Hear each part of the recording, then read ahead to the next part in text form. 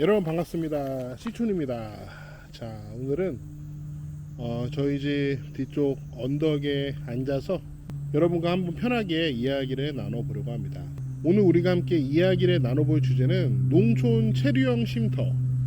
올 12월부터 이거를 시행하게 될 거라고 뉴스가 떴더라고요. 이미 아시는 분들은 다 아실 거예요. 기존 농막은 6평까지만 가능했고 이제 원래는 잠을 자면 안 되는 공간이었는데 농촌 체류형 쉼터는 10평까지 설치가 가능하고 또 잠을 잘 수 있습니다. 이제 그게 가장 큰 차이점이라고 볼 수 있겠죠. 그래서 이제 어떤 분들이 이런 전망을 내놓는 분들이 있더라고요. 농막 지고 전원주택 지고 농촌 체류형 쉼터 뜬다. 이제 전원주택하고 농막은 다 망했고 체류형 쉼터만 이제 대박이다. 이렇게 말씀하시는 분들이 이제 많이 계시더라고요. 그러면은 시촌 저는 그 부분에 대해서 어떻게 생각하냐, 그 이야기를 여러분과 해보려고 합니다. 저는 결론적으로 큰 변화가 없을 것이다 라고 좀 생각하는 편이에요. 우선 농막을 생각해 보면 기존에 농막 가졌던 분들이 당연히 이제 정부에서 농막을 농촌 체류형 쉼터로 이렇게 편입해 주길 원할 거예요. 아마 그런 여론은 이미 강하기 때문에 정부에서도 그런 여론을 받아들여서 일정 부분 수용하는 대책이 나오지 않을까 저는 생각을 합니다. 여러분 생각해 보세요. 농촌 체류형 쉼터를 갖기 위해서 내가 가진 농막을 갖다 버린다, 부순다, 이거는 사실 그렇게 합리적인 선택은 아니잖아요. 제 생각에는 정부에서 이런 대책을 내놓지 않을까 싶어요. 기존에 농막으로 신고한 어떤 가설 건축물이라도 이제 어떤 특정 요건을 맞출 수 있다면은 농촌 체류형 쉼터로 다시 신고하는 게 가능하도록 어떤 길을 만들어 주는 게 가장 합리적이지 않을까. 아마 그렇게 되지 않을까요? 그렇기 때문에 저는 농막은 이제 끝났다, 망했다 라고 말하는 것도 좀 과한 것 같아요. 물론 제 추측이지만 그렇게 되지 않을 수도 있지만 요즘 워낙 정치인들이 여론에 민감하기 때문에 어느 정도의 대안은 나오지 않을까. 저는 충분히 예측이 가능하다 생각합니다. 자, 그 다음으로 전원주택 망했다, 전원주택은 끝났다. 근데 저는 그것도 크게 말은 되지 않는다고 생각해요. 왜냐면은 사람마다 원하는 어떤 시골에 주거 공간이 달라요. 그 주거 공간에 대해서 각자가 가진 생각도 다를 것이고 각자가 가진 취향도 다르고 또 이제 경제적인 여건도 다르잖아요. 제가 보기에 그래서 전원주택, 특히 소형 전원주택 말고 이제 어느 정도 면적이 있고 또 고급스러운 집에 대한 수요는 그렇게 꺾일까? 그렇게 생각되진 않아요. 왜냐면 어차피 돈 있는 사람들은 어차피 자기 취향이 나는 시골에다 큰 집을 짓고 싶어, 2층 집에다가 정원도 넓게 만들고 싶어, 이런 꿈이 있는 사람들이 굳이 농막이나 농촌 체류형 쉼터를 선택할 이유는 전혀 없죠.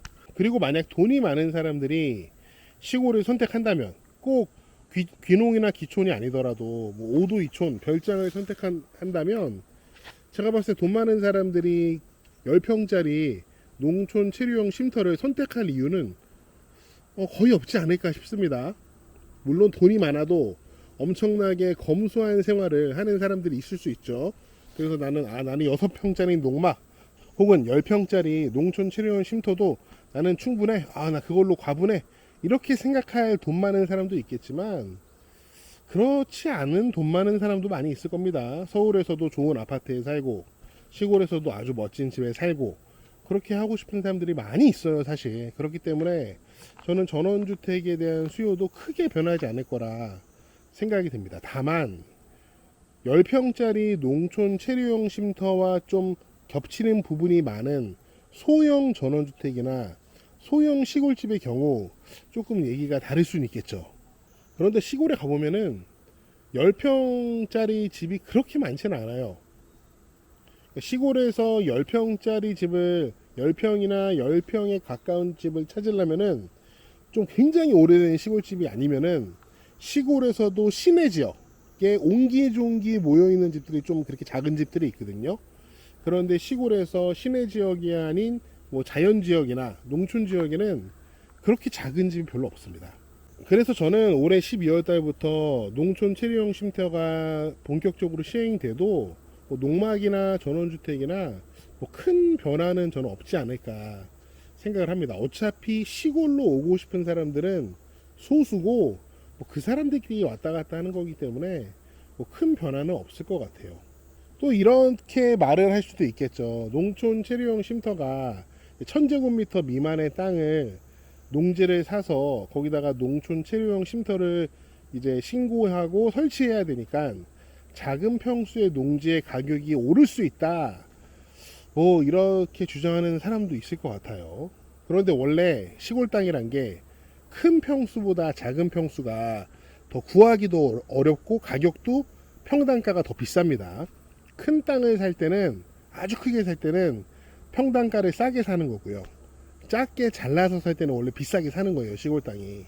그런데 농촌 체류용 쉼터 때문에 1000제곱미터 미만의 농지의 가격이 오른다? 저는 그것도 뭐 그렇게 과연 그럴까? 좀 회의적인 입장입니다. 농촌 체류용 쉼터 앞으로 할 사람이 뭐 엄청 많을까요? 갑자기 뭐 10만 명, 20만 명이 갑자기 나 농촌 체류용 쉼터 하기 위해서 농지를 사야겠다. 이런 생각을 할까요? 그렇지 않아요. 그냥 어차피 시골에 관심 있는 사람들은 소수기 때문에 뭐 사람들이 막 갑자기 확 몰려서 땅 가격이 확 오른다. 그렇게 기대하는 건 저는 좀 어려운 것 같습니다. 그래서 전반적으로 농막이든 뭐 전원주택이든 아니면은 작은 평수의 농지든 저는 큰 변화는 없을 것 같아요.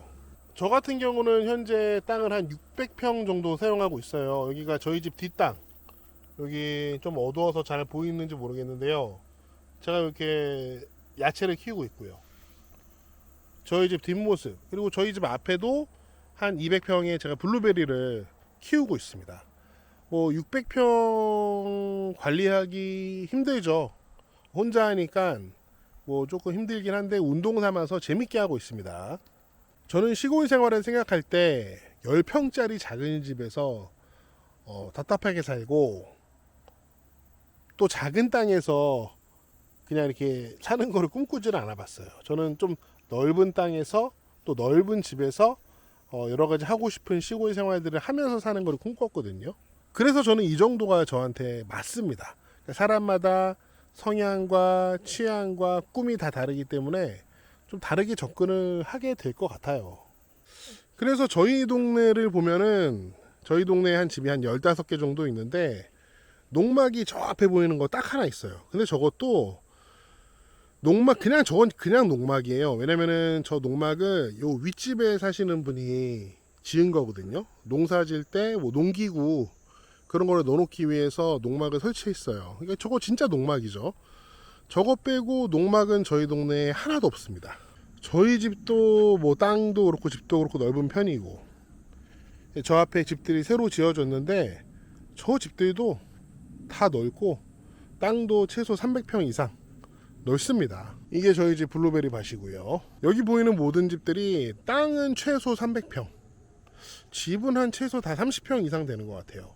큰 집들은 50평, 60평 되는 집들도 있습니다. 제가 생각했을 때 앞으로 시골의 이제 땅값이나 집값 등은 뭐 어떤 그런 정책의 영향, 시장의 영향보다는 각각 땅이나 집이 가진 개별성에 따라서 가격이 좌지우지될 가능성이 훨씬 높다고 저는 생각해요. 여러분 아시겠지만 우리나라는 이제 대부분 산지이기 때문에 넓은 땅이 별로 없어요. 그래서 우리가 전원주택을 지어놓은 거를 보면은 막 산 위에 집을 짓기도 하거든요.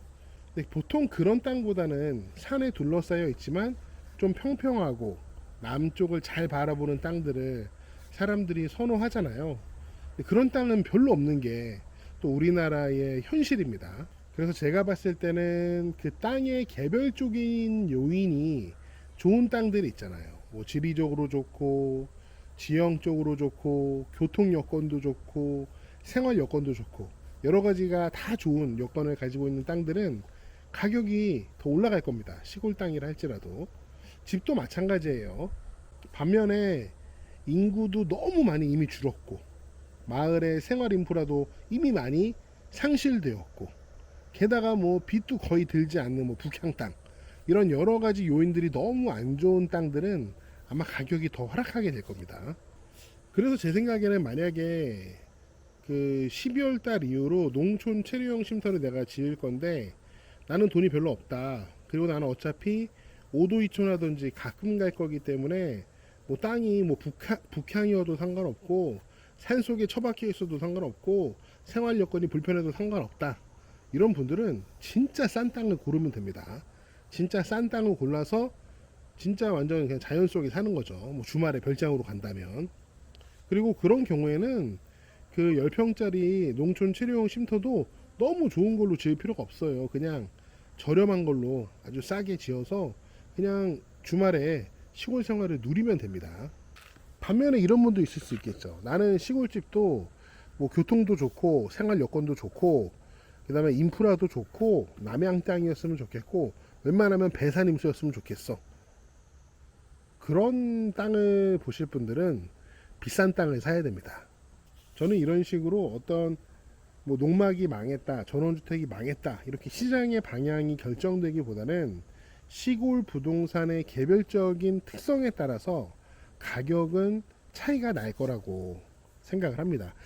그렇기 때문에 농막 가지신 분들 저는 뭐 크게 걱정하실 필요도 없고 전원주택 가지신 분들도 뭐 크게 걱정할 필요는 없다고 생각합니다. 만약에 물론 여러분이 지금 갖고 계신 농막과 전원주택이 여러 가지 요건들이 나쁜 지역에 있다면 그거는 빨리 팔고 나와야죠. 하지만 여러분이 갖고 계신 뭐 농막이나 전원주택이 여러 가지 요건이 좋은 곳에 위치하고 있다면 그냥 갖고 있고 행복하게 시골 생활을 하시는 게 저는 그게 답인 것 같습니다.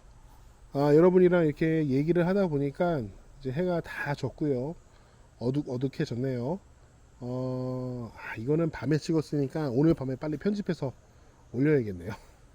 네, 제가 준비한 내용은 여기까지고요. 여러분은 어떻게 생각하시는지 여러분의 다양한 의견을 댓글로 남겨주세요. 저는 다음 영상에서 더 재미있고 유익한 내용으로 돌아오겠습니다. 여러분, 시촌 어게인.